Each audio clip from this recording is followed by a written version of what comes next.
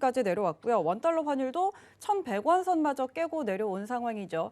물론 이제 우리의 금융시장의 자금 유입에는 긍정적이지만 말씀해 주셨던 대로 이 수출 기업들의 수익성에는 좀 부담으로 작용을 할 텐데 어떻게 볼 수 있을까요? 예, 지금 가장 중요한 것 이제 환율.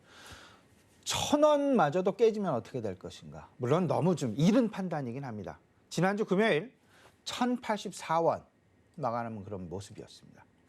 금요일 하루 만에 무려 10원이나 환율이 원화가 절상되어지는 그런 모습이 나타났는데 이게 지난 9월 초만 하더라도 1,190원이었습니다. 근데 12월 초인 지난주 1,084원까지 1,100원대가 깨어지는 그런 모습들.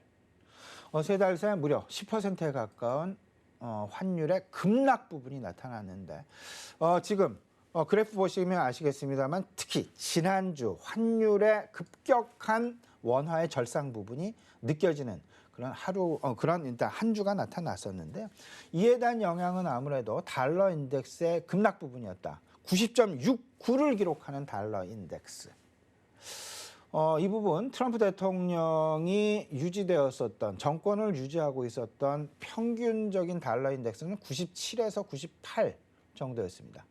그게 바이든 정부의 어떤 그 출범에 임박하게 되면서 달러 인덱스의 급격한 하락 부분이 어느덧 90.69까지 내려가는 그런 모습이었는데요. 일단 지금 현재 초약 달러가 급속하게 진행된 배경. 아무래도 이제 미국 제로 금리의 장기화 그래프로 지금 나가고 있습니다. 지난 9월 대비 지난 주말 환율의 모습인데요. 연일 하락하는 그런 모습이죠.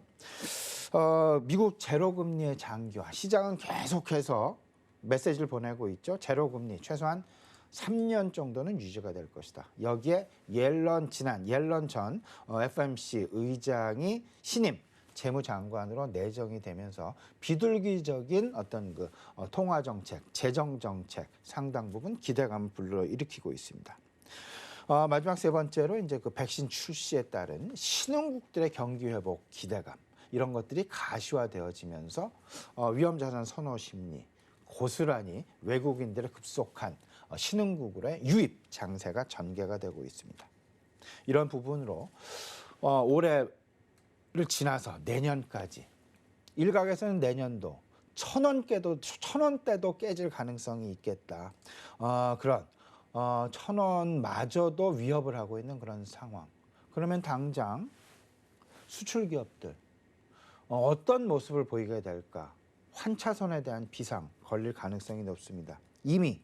기업들이 연말이 다가올수록 연말 환차손에 대한 우려감 커지고 있다라고 보셔야 될 것 같은데 특히나 자동차 산업을 예로 들어보겠습니다. 자동차 산업 이미 지난 3개월 동안 무려 3조 원의 손실을 봤다라는 이야기가 들릴 정도로 환율의 급격한 하락, 원화 가격의 급격한 절상 부분과 맞물린 자동차 산업 내에 어떤 환차손과 관련된 어떤 심각성 부분이 서서히 대두가 되고 있다라는 점.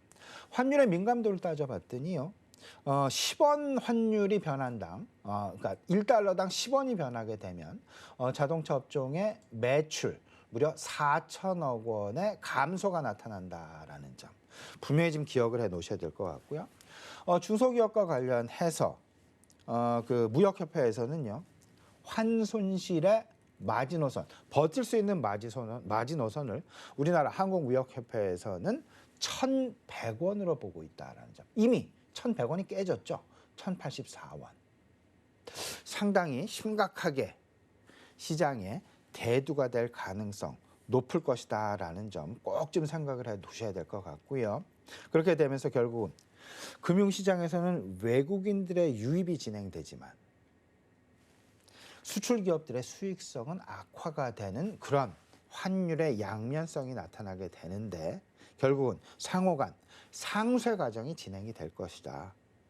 이렇게 된다라면 결국은 일정 부분 평형점이 도달할 텐데 그 평형점의 형성이 과연 1,100원 위에서 이루어질 것이냐 1,100원 아래에서 이루어질 것이냐, 아니면 1,000원마저도 깨져 있는 그런 상황에서 평형점에 도달하게 될 것인가, 상당히 예민한 그런 문제점으로 시장 내 대두가 될 것이다라는 점.